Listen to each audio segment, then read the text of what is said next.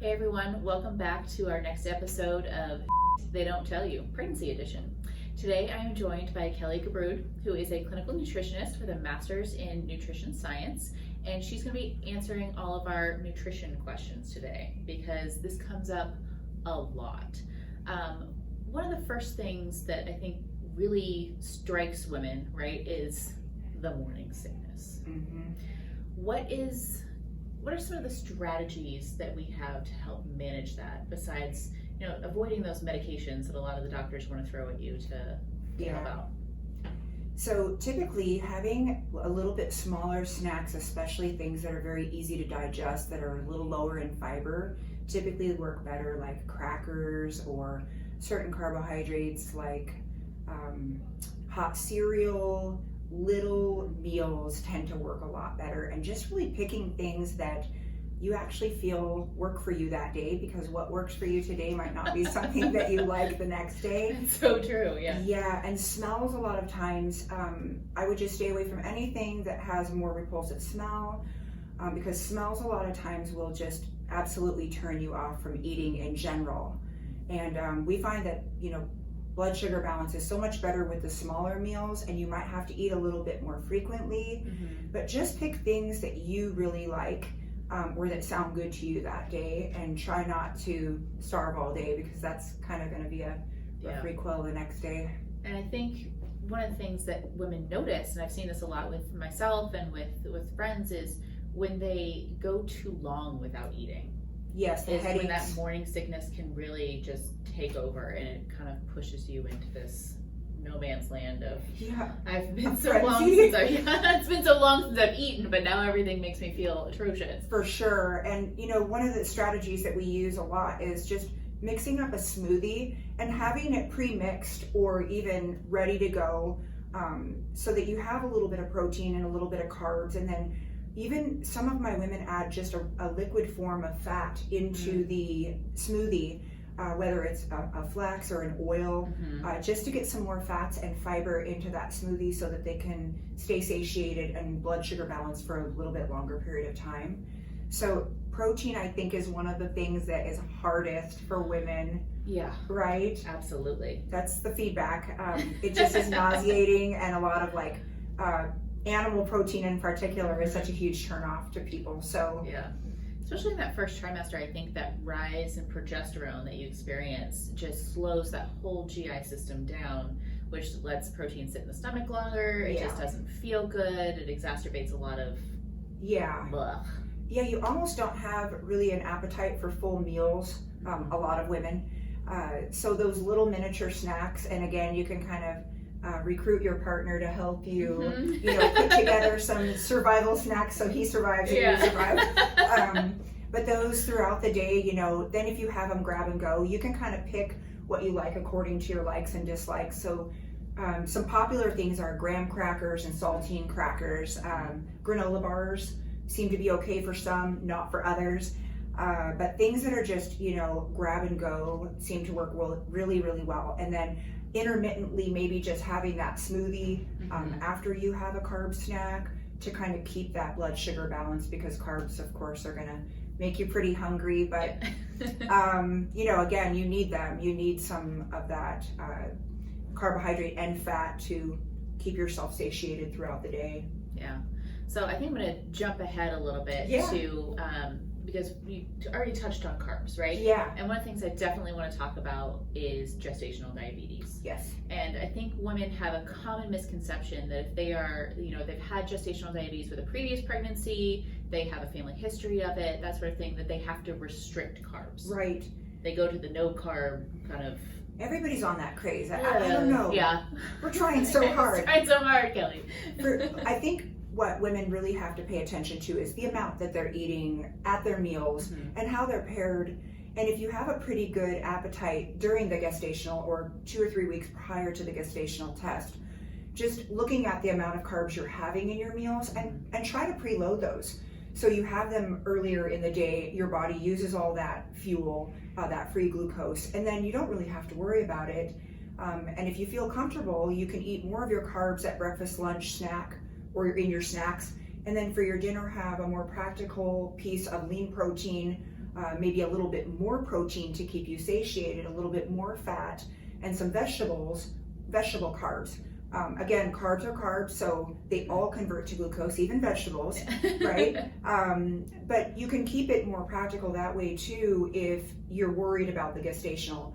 Pairing food is really a pretty solid method.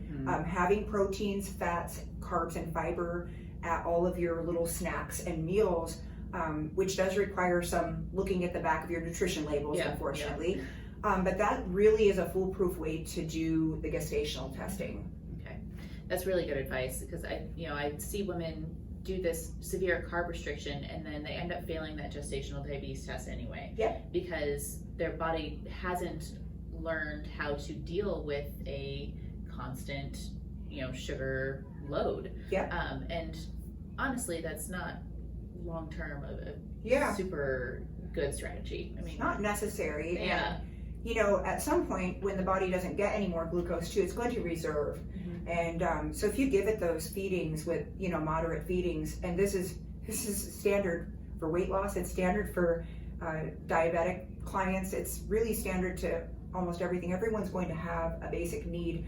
They will all use different amounts of carbohydrates, including pregnant women. So just moderate it. And if you're, looking at what you're eating and you're being mindful about it, I think the mindfulness is really important during pregnancy more than any other time frame, because those you're not emotions. Just feeding yourself, you're feeding another human being. And that's another thing that's crazy, right?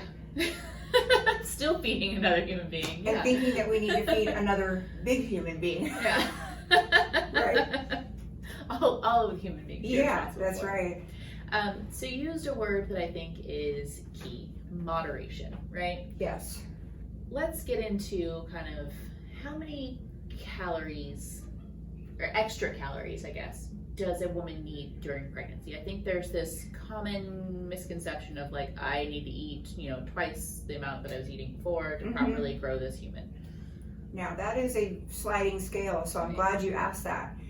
So women ask me that, and without me looking at what they're doing now, what they've been doing for a month or so, it's hard for me to answer that, because most women are in a severe calorie deficit. Even if they get pregnant, they're eating far under their maintenance calories. So what I try to do is have them work up to their maintenance calories, during the end of the first trimester and into that second trimester, so that they'll be where they need to be for that third trimester. A lot of times it'll be 150 to 250 calories that last half of the second trimester that we have to get them to in order for breast milk to start to come in. And boy, do they realize too, once they start breastfeeding, the weight comes off very fast, because their body is not storing everything for fear that it's not going to be able to preserve life and also feed a baby. So it's important to look at where you're at and then establish some healthy goals, as far as like, maybe you're going to increase 50 calories this week. And now I'm hungrier. Okay, maybe now you increase 100 calories for the next couple weeks, and you see how that works within your protocol with your macronutrient splits.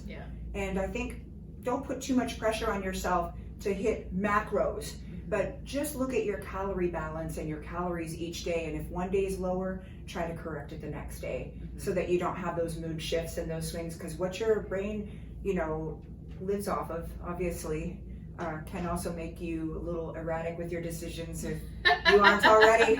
You've already got all those hormones swirling around. We don't need the blood sugar. One of them, the blood sugar dysregulation just on top of that. Because even if I myself am prone to hanger, right? Like I get hungry, too. I get. I know. When insulin's low, a lot of people either get really exhausted or spacey. So just to feel the best that you can feel, it just takes a little bit of attention to, like, when you look at your meals, saying, oh, I do have a balanced meal here, or even if it's smaller, that's okay.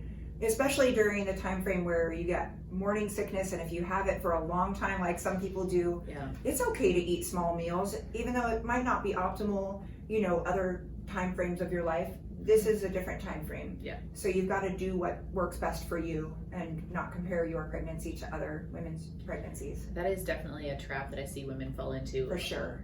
all the time, Yes. especially when it comes to managing, weight gain during pregnancy is, am I gaining weight more quickly than my friends? Am I not gaining it as quickly? Am I, under eating? Am I overeating? Yeah. There's so much that gets kind of wrapped into that. I know that, we kind of, when you're working with weight loss patients, it's a very different strategy of, how often you get on the scale and what you're doing and all of that. But with women in pregnancy, how often would you say that someone should be weighing themselves, if at all? That really depends on the person too. So if the person has an issue with body dysmorphia or something of that nature, I would say, use your doctor's visits to weigh in and maybe weigh yourself once every 2 weeks just to make sure you're trending the right direction. And the scale can change so much day to day, ladies. Don't put too much pressure on yourself to be weighing yourself every day because you're worried that some miraculous change is gonna, occur. The doctor's gonna tell you whether or not you're trending the right direction. And I think this should be a time frame where you kind of nurture yourself and listen to your body's cues and kind of throw the scale to the side for that, 9 months and just really watch your portion sizes and what your body is asking for. And in that last, the third trimester, you can kind of monitor it more carefully, because I think the way you come out of the third trimester in particular is going to be important. Maybe you start preparing that last 3 weeks to start weighing yourself a little bit more consistently, because once you have the baby, now you're going to increase your calories if you're breastfeeding a lot. And again, there's no concrete numbers there. I have some clients that are not at maintenance level. They need an additional 250 to 500 calories, and we slowly do that because they realize, I'm producing so much better now that I'm eating more calories. And the minute we increase those carbs and fat, now they're, really pumping well. Breastfeeding is very successful. And that's something that, I've worked with you personally through pregnancy, through breastfeeding, and that's one of the things that we really keep a close eye on is that milk production, making sure that that's kind of our indicator of how things are going, right? Making sure that we're not damaging that milk supply, which takes into account a lot of other factors that aren't in my control, aren't in your control. Like, my partner and I just bought a house, and that's stress. So much stress. Yeah. So we had to make up for that in my, calories. And the other thing is women are so anxious to get the weight off. Ladies, if there's one thing you can do, just start tracking your food and really do not restrict, because you will not successfully breastfeed for very long if your primary goal is fat loss, and you will already lose that fat during the breastfeeding phase. It is so wonderful to look at each month and say, I lost 2 to 3 pounds this month. It isn't all going to come off in 1 month. It's going to take a couple months of discipline, and some months you're not going to be as disciplined as others, right? And like with the house, it is very difficult to take on these outside stresses with a baby. And you've got to give yourself some grace with that, and just know that, if you tracked this week and your food was really on target, that if you have a bad week, just pick back up and keep moving forward. Don't allow it to keep you down. Don't start another diet. Just stay persistent with it. And I think that's great advice in general, is just stay consistent, because a lot of times, I know you see this a lot more often with what you do than I do, but the over restriction that women do, and then the yo-yo, right? Women see that they've put on X number of pounds during pregnancy, and they're like, okay, our society tells me I have to bounce back. We got to lose this weight right now. What am I going to do? And unfortunately, we see a lot of predatory marketing at this population. You see the cleanses, you see the wraps, you see the, all of these things flood into your... these detox teas and you name it.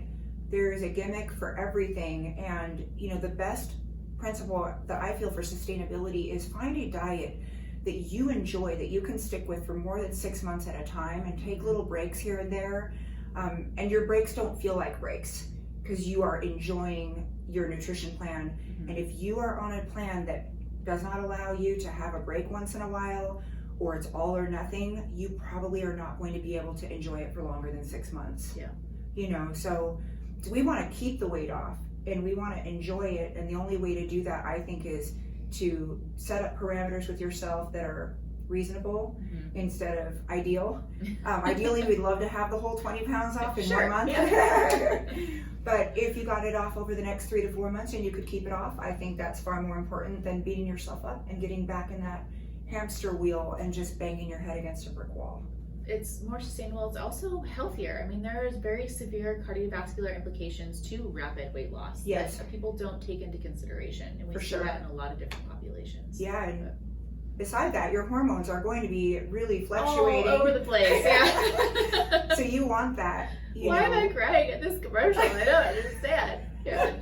That's the silliest thing. I never was like this before. And in addition to that, I think if you really start to watch your nutrition that through trimester as well, we see far less episodes of the post-depression era as well.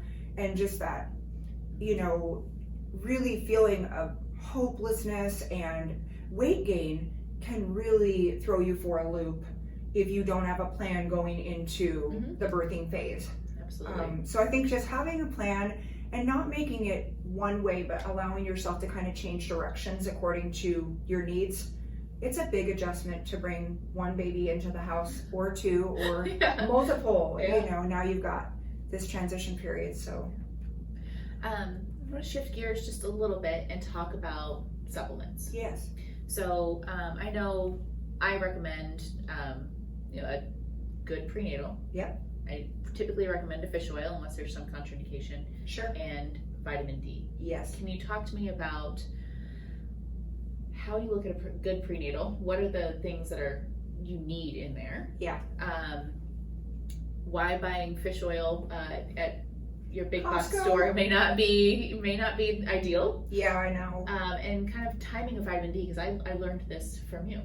Oh my and I gosh, share this with patients now. Yeah. Yeah. So here's my caveat. I will say this. I don't represent any supplement companies. So prenatal vitamins all have different amounts of things. And what I think is really good is do a pre-screening and see where you're at with your levels, especially your D, your B vitamins, iron, folate, folic acid.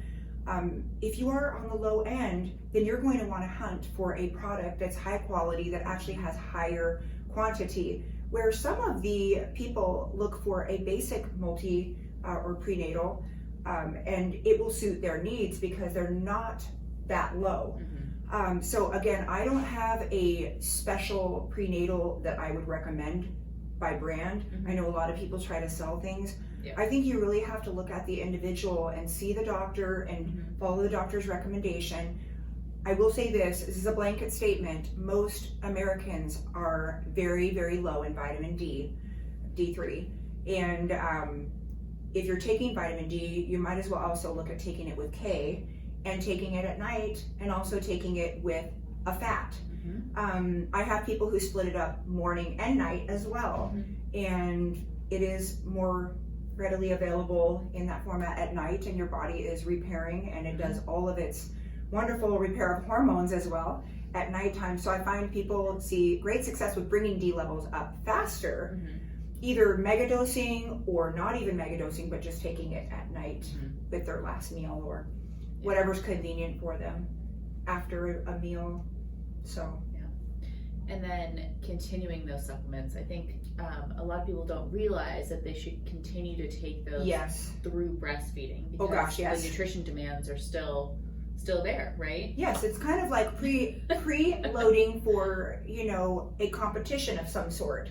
What you do the months before is going to benefit you, but you need to do it through the duration and then get a baseline of where you're at as you taper down, maybe off the prenatal. I have some people who stay on them for the entire time that they're breastfeeding, and then they go and just switch to a regular multivitamin that would have some of the basic needs, and then they wait 3 or 4 months and do kind of a full lab workup on the micronutrients and available hormones in their system, so they can kind of get a big picture with that. You kind of touched on, we have a rampant vitamin D deficiency, especially in Arizona, honestly, which is kind of counterintuitive with the amount of sun that we have on a yearly basis. But we're also super, conscious about. And indoors a lot. We're indoors a lot because it's so hot outside. But another thing that I don't think a lot of women know or understand is the deficiency in B vitamins. Yes. It's huge too. It's huge. And yes. one of the big culprits for that is actually hormonal birth controls. Yes. They deplete those B vitamins out of your body. Mm-hmm. And then you have things like, complications of B vitamin deficiencies like spina bifida, that sort of thing. March of Dimes has brought, obviously, good light onto that and getting supplementation into our food sources, but very prevalent. We really need to hit those hard, especially if women have been on a hormonal contraceptive prior to conceiving. 100%. And it's very difficult because you look at the average American diet too, and when people are restricting, and also just the average American diet, if you will, you have to know which foods do contain higher quantities of these, sources for your micronutrient intake. And if you're really, really under consuming magnesium too, that's another thing that I think, if I can drive that home during pregnancy, especially in these hot months here in Arizona or wherever you're at with the humidity and also the desert heat, potassium, magnesium, calcium, and sodium are the things that keep your electrolytes balanced, so you don't get your headaches and you don't feel dizzy and you don't run low on your electrolyte balance. Leg cramps. Leg cramps are something that I experienced personally during both my pregnancies, and I should know better. I'm a flippin' doctor, right? It's easy to forget though, because we hyper focus so much on calories for everything that micronutrient intake is it's really important, and it almost does require supplementation of some sort in one or more areas, if you will. Yeah. So magnesium actually leads me into my last topic that I wanted to cover Does with you. Constipation. Oh my gosh, yes. So there's another reason, you guys, why magnesium is so easily depleted, especially if you're ill, and that's another thing with the B vitamins. If you've had some illnesses or you're fighting infection, and usually pregnant women are a little bit more of an abundant immune system, if you will. But if you've been battling with that, you could already be depleted going into it. And magnesium will definitely help you use the restroom and use it, more. Hopefully not don't go overboard, if you will. But the magnesium SRT, the slow release, is going to have all of the different magnesiums, because there are several. Yes. So you kind of want to be aware of that. You don't want to just hammer down the magnesium citrate or malate. You've got to know what you're taking in for the purpose that you're taking it in. But at any rate, the SRT, I find if most people start out with half dose and kind of work up to 3/4 of a dose, that seems to be about the sweet spot for the magnesium slow release 8-hour.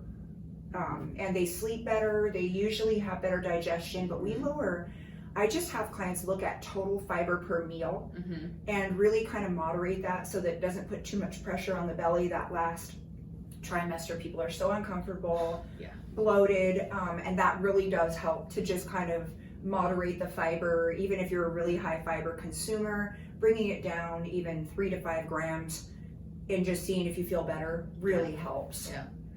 So during the first trimester, that progesterone production is slowing the whole GI system down, so a lot of women will experience that acid reflux and definitely constipation. And then progesterone in a healthy pregnancy will continue to rise, continue to be pretty prevalent, cause those same problems. Yes. But then as you get into that third trimester and the fetus becomes larger and space occupying, right? There's a lot of pressure put onto the internal organs, which causes another host of issues. So watching that fiber, watching hydration, trying to eat well before bedtime, because we want to allow rest and digest.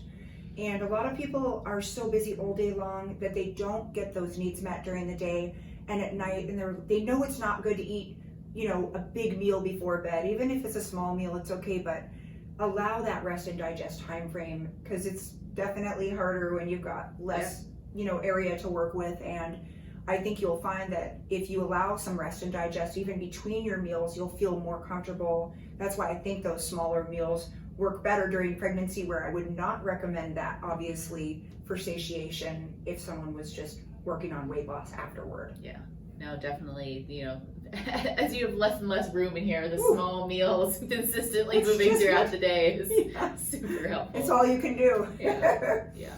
Well, thank you so much for your You're time welcome. today, Kelli. It's hopefully been enlightening, and we're providing you more information than just don't eat sushi and whatever recommendations they gave you at the obese visit today, right?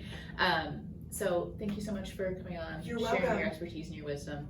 And for all of you following along at home, thank you so much for being with us. And click like, subscribe down below, and share with your friends if you found this information helpful.